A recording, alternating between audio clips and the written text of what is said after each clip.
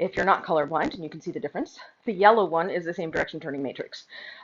In the convention that I have put it on paper, if you translate it to north, south, east, west, the north position is clockwise, the west position is underhand, the south position is counterclockwise, and the east position is overhand. If you look at the two crosshairs on it, the crosshairs are intended to represent the line of your hips.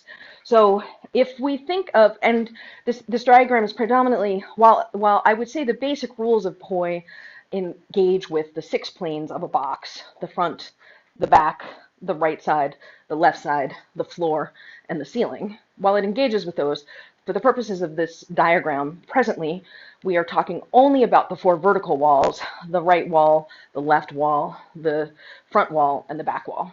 So when we are doing what is called wall plane moves, or front plane and back plane, in same direction, so in same direction, the north position I'm calling clockwise because both of the poi are going in the clockwise direction. Now the sensation with the right hand is underhand. You generate from underneath. The sensation with the left hand is overhand, where you're going over the top, but they are both clockwise in that same direction. Your hips are parallel to the plane of the poi.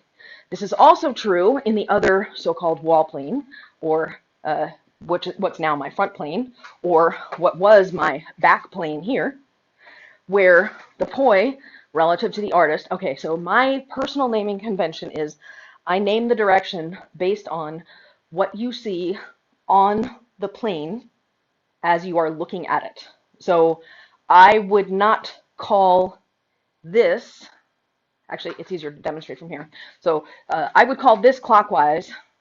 I would not call this clockwise. I would call it counterclockwise because I would turn and face it and name it based on what I'm seeing as I'm facing it. So I might say you start in clockwise here and then flip it behind your back to explain how to get there, because that's easier than saying counterclockwise behind your back. And I think it makes more sense to explain it that way. But how I name it is based on what I see. Now, from your perspective, looking at me, this looks clockwise and this looks clockwise because the objective direction remains the same. So always when you're on the outside looking in, it's going to look the same regardless of which plane it is. However, my subjective direction changes. And this is perhaps the best example of what that looks like I've ever seen or utilized myself. So if you look at this bottle, actually, if you look at this bottle, which way is the bottle turning from your perspective?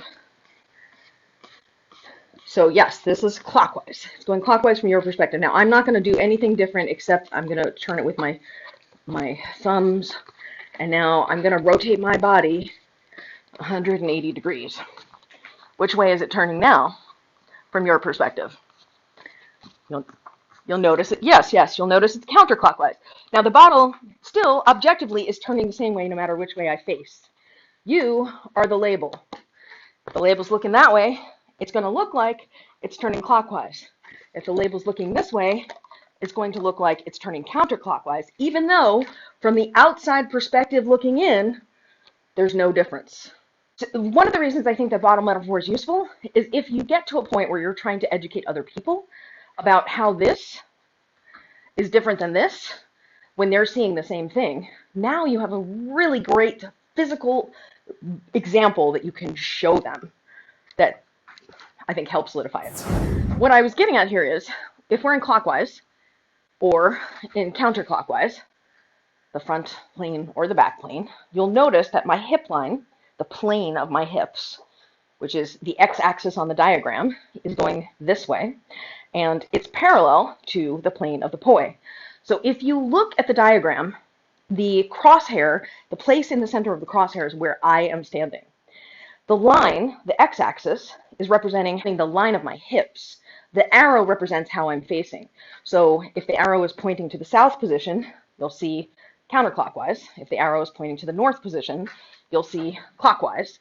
In both cases, my hip line is the x-axis.